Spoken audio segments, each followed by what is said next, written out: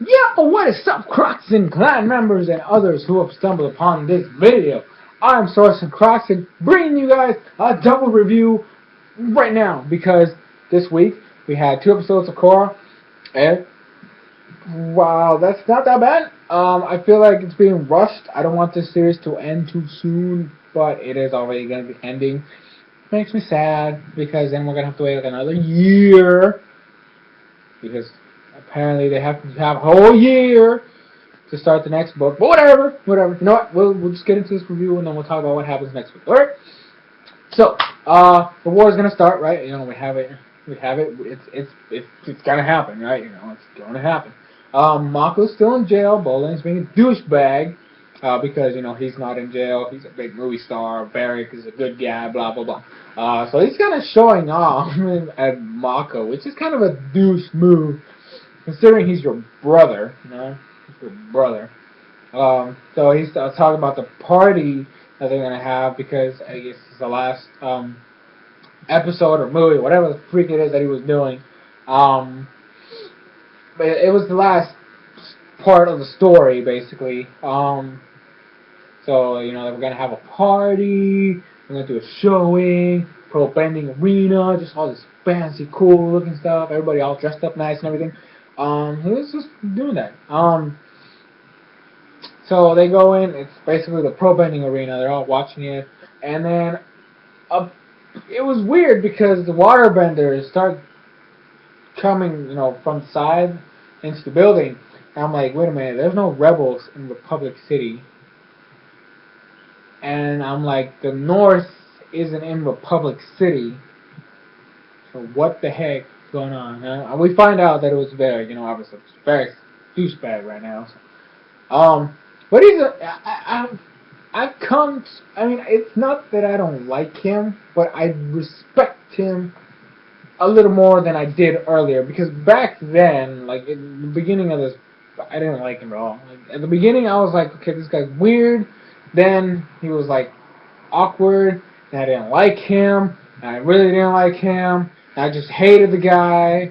And then I'm back to like, he's okay. You know. What he was doing had a good reason, but it wasn't for the best. You know, it wasn't the right way to do it, basically. But anyways, so these guys start coming in. I have to bring this up because it was funny. Like, okay, so during the screening of the movie, or whatever the heck it was, there was some bad movie effects going on there. I was like, what?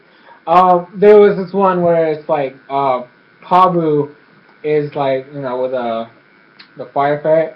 He's just like, just standing there, and all of a sudden you see this 2 beams come out of his eyes, and you can tell, you can actually see them shaking around his eyes, like if it was, like editing was so bad.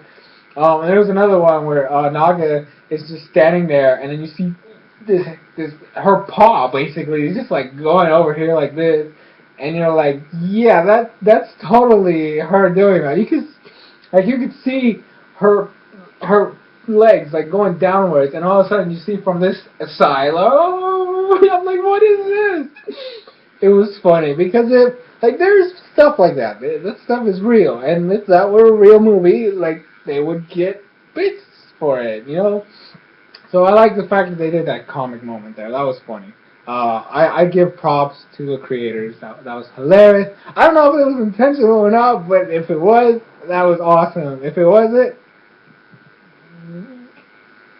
just say it is because it was so bad. It was funny.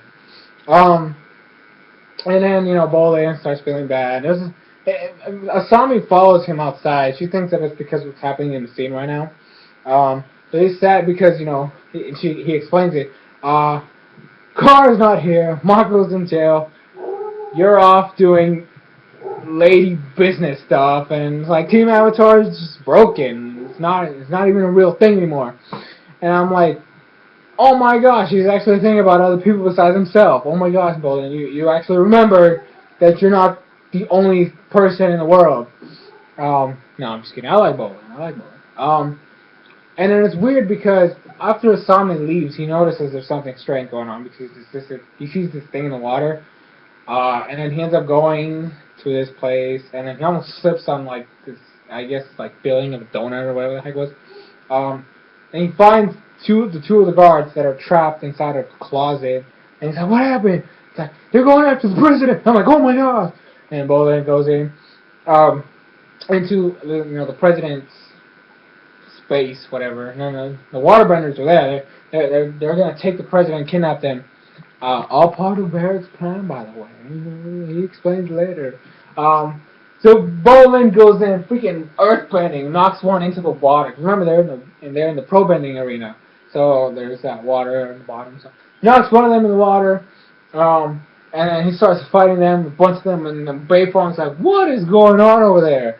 And then they end up having to go over there, find out what's going on. Bolin's like over there fighting. He basically knocked them into the arena itself, like where they do the matches, and then he goes in. And the weird thing was that the way he was fighting the three airbenders reflected what was going on in the background screen of the movie. I was like, that's funny. That's so, even when he wins, the stance he does is the same stance that he does in the movie. I'm like, wow, awesome. So there was some cool stuff going on. When he grabs one of the last guy standing, he's like, "Who sent you?" He's like, "Barry told us to do this." And then Barry's like, I think that's our cue to leave. And then he turns around and Beifong's like, "Where do you think you're going?" So it's time to go to prison, Barrack. I'm sorry. Now, this is the reason. Like, when he explains it, I felt like, you know what? It's not that bad anymore. I like him because what he was doing, there was a reason for it. It was the wrong way to pursue it, but it was a good there was a good intention behind it, basically. So I like that. So he gets to go to prison. The Southern Tribe, the rebels are going in. They're going in. There's spirits going on, so they're fighting spirits. At the moment, they're doing all this stuff. They're trying their hardest because it's spirits. It's kind of hard to fight spirits. And then back in Republic City, Korra shows up. Bolin makes out with that redhead from the movie, because apparently they're dating now. Weird. I know. I was like a little confused about it. But anyways, so Bolin gets another girlfriend. Hopefully she's not a psycho like Esna was. Or Eska. My bad. Eska. They release Mako from prison, from jail. And then he gets, I guess, promoted because Beifong's like, you're gonna make a great detective. And those two guys that were always harassing Mako go in like, but we don't have any open detective slots right now. He's like, yeah, we got two. Basically saying they were downgraded. They were either fired or downgraded. They're no longer detectives. Is what I'm trying to say.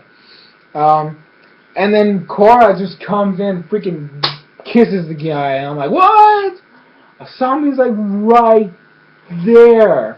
And then he's like, are you okay? I mean, we had a fight before you left. It's like, I don't remember. I was attacked by dark spirits. And I lost my memories. So what was it, a big fight?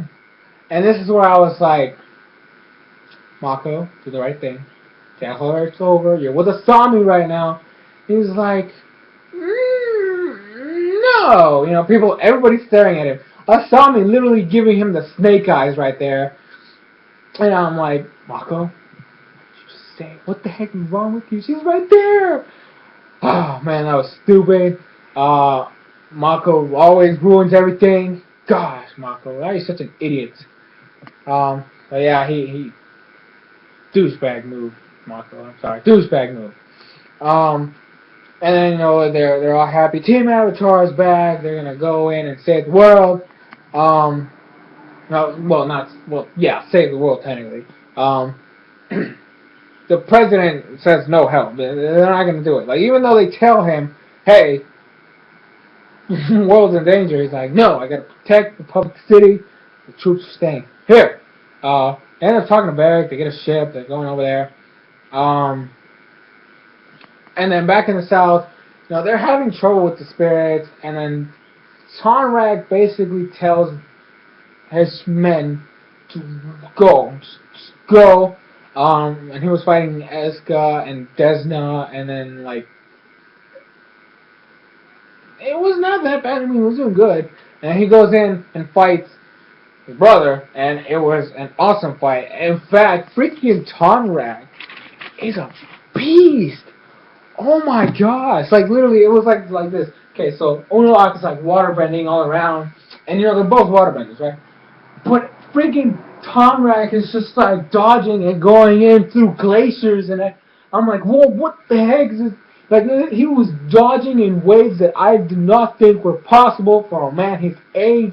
He just goes in, and I'm like, oh my gosh, if he socks Unalaq in the face, this is over. But of course, since it's not his job, didn't happen. It was still cool. Like Unalaq was like, oh my gosh, what do I do? Because he's like he was going up, he jumped, and he had his fist closed. He's like, punch him in the face.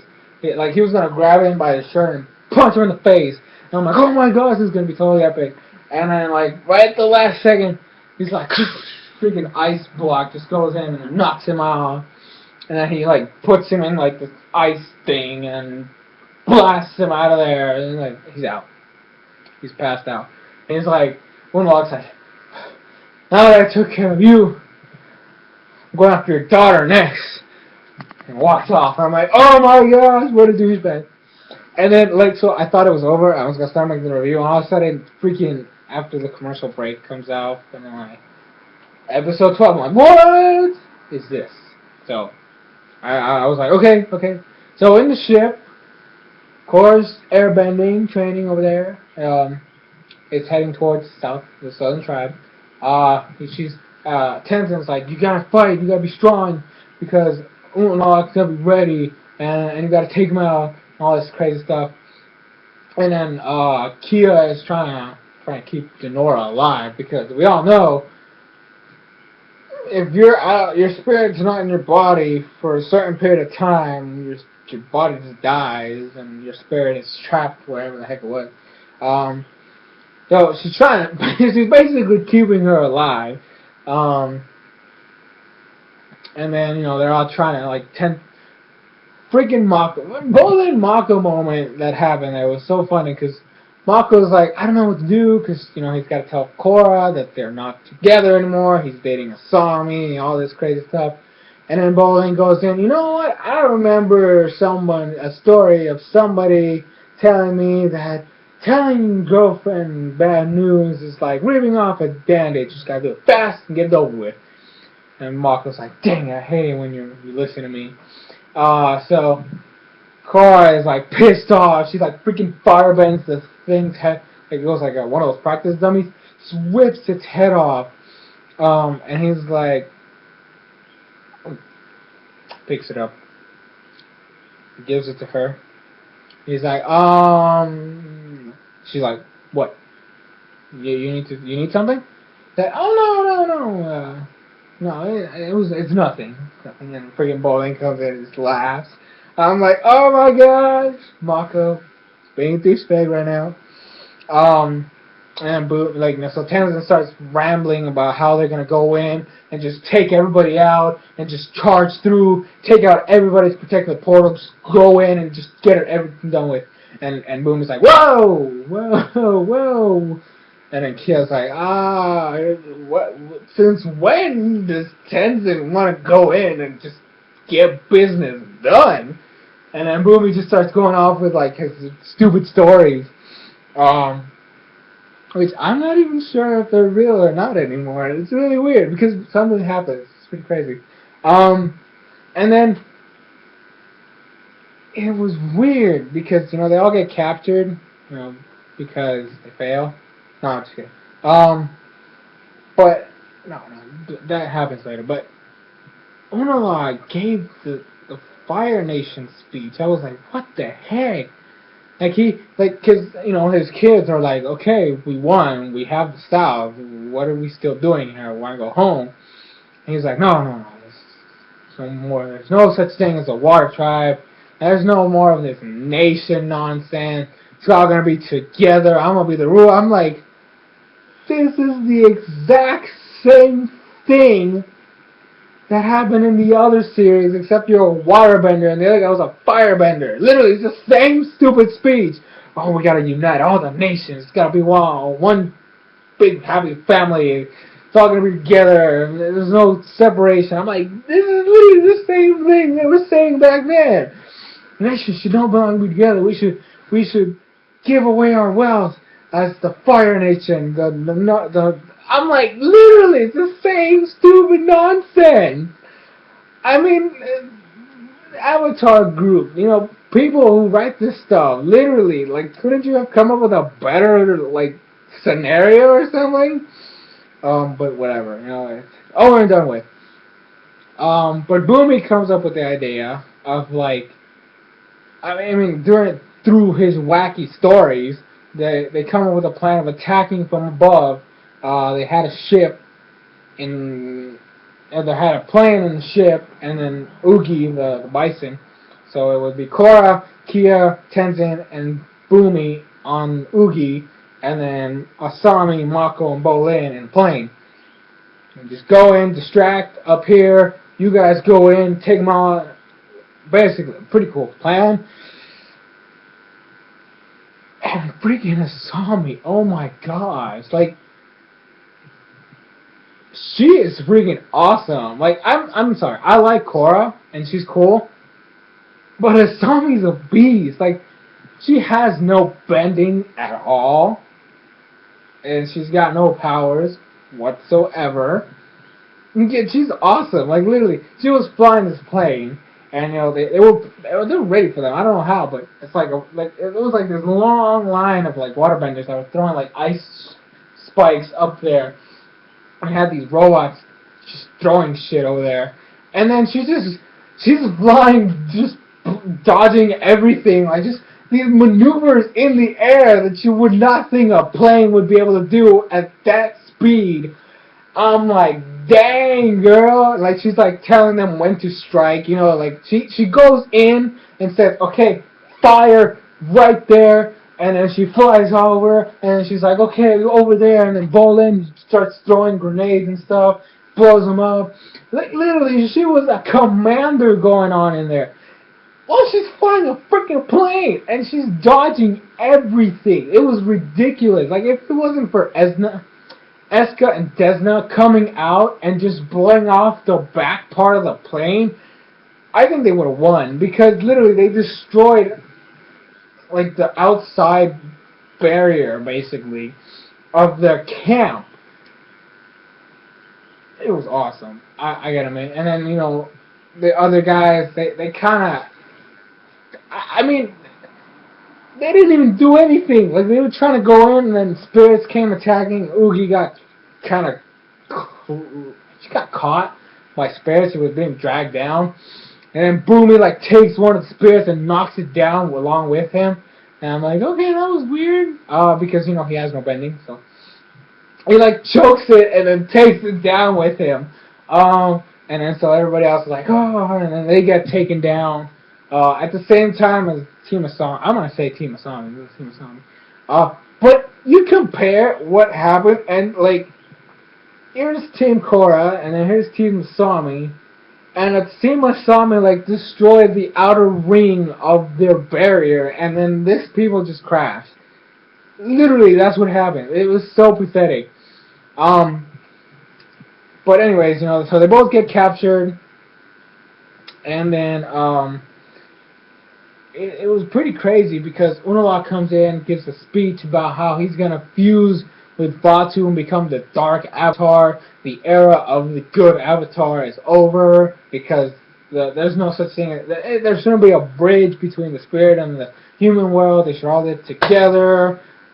Basically, go back. Like, she's talking crap about Wan, basically.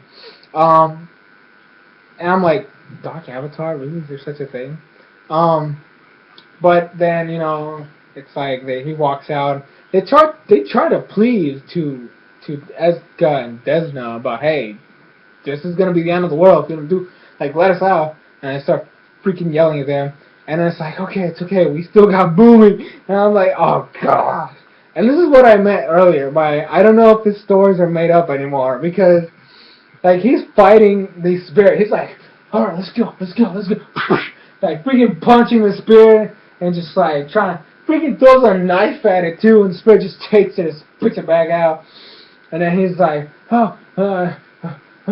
okay. He's like digging through his pocket and he pulls out a flute. He's like, and the spirit's like, huh? He's like looking at the flute. He's like, starts to play, and then the spirit like calms down, and I'm like, he's like, awesome, we got a music lover here. He starts playing, and then freaking Naga comes in with Pabu, and it's like, all right, I got a plan how we're gonna do this, and it was the craziest. So like, it was a big giant fail, but it was at such a point that he succeeded. Like, basically, what happened? He went to the camp. He knocked out one of the guards, got their outfits, and he tried to freaking play for all the spirits that were surrounding, but they wouldn't take it, so they were like chasing him, and then he basically gets into one of the Big Daddy suits, if everyone remembers those. I call them Big Daddy suits because they really look like Big Daddy suits. But anyways, so he gets into one of those while the spirits are chasing him, then two of them go in and take over the suit. He just starts wrecking the entire area. Like, it was ridiculous. Like, the spirit, even though it was the spirits, they were trying to get at him, right? So he's like riding this thing, knocking all the tents down and freaking destroying everything in the way. And everybody's like, what the freak is going on? And like he shoots one of the hooks from the hand, and he just grabs the tower. He's like starts spinning around the freaking air, just destroying everything. I'm like, what the freak is going on? And then like he like freaking spirits just start going into the main cockpit, and he's like, oh my gosh, and he like freaking ejects, and the freaking thing just goes flying off, and then like takes down the tower, and he like slides into the room, and he's like, no way, rescue's here. I'm like, what the freak? And then, you know, Eska and Desna go to attack him, and then Naga comes in just like, boom! I'm like, what just happened? Like, literally, I was like, what the freak just happened? It was so ridiculous. God, it was so stupid, but it was so funny. So, you know, they're gonna go in now. They're all safe. They get out of there, and he's like, how the freak did you do this? He's like, you know, it's all thanks to my trusty flute. And he's like, you know what? Never mind. You're never gonna believe me anyway. And they just freaking walk away. I'm like, I would if I hadn't seen it, I wouldn't believe it either. That was way too ridiculous. It could not happen ever again. So anyway, so they go into the spirit world. Oh gosh, that was so stupid. Anyway, so they go to, like, Asami doesn't go into the spirit world. It's basically everybody else. They go in, and then it's Korra is gonna seal the portal. Mako and Bolin are gonna fight Unalak. Tenzin and, you know, Kia and Bumi have to go find Jinora. I'm sorry, it's just that other scene was too stupid. I'm sorry, but anyways, they go into the spirit world, and like all these spirits just start coming down. Freaking Korra goes to Avatar, just huge wave of airbending, and just like takes out everybody. And then Unalak just jumps up. It's like, Tenzin, go find Jinora. And so him and Bumi and Kia go away. And it's like in this epic fight between Bolin and Mako against Unalak. And then Korra turns around, tries to stop the portal and close it before the harmonic convergence shows up. It wasn't a bad fight, actually. Like, they were doing good. I mean, considering the guy's older than them, more wise and more powerful, they were doing work. They were doing pretty good. But, you know, stuff happens. They fail to close the portal. Harmonic convergence occurs. And Batu's freed. So apparently, the way they're really ending this way too fast. But next week it's gonna be the hour long season finale, or yeah, basically season finale. So I can't wait though. It's kind of ending it kind of fast. It hasn't been that long since book 2 started. I just hope it doesn't take another year for them to start the book 3, because then it's gonna be ridiculous. But yeah, so this is, I can't wait. This Dark Avatar versus Light Avatar, that's gonna be freaking epic. I'm not gonna lie, because we all know that Batu and Unlock are gonna unite or whatever. So I can't wait for that.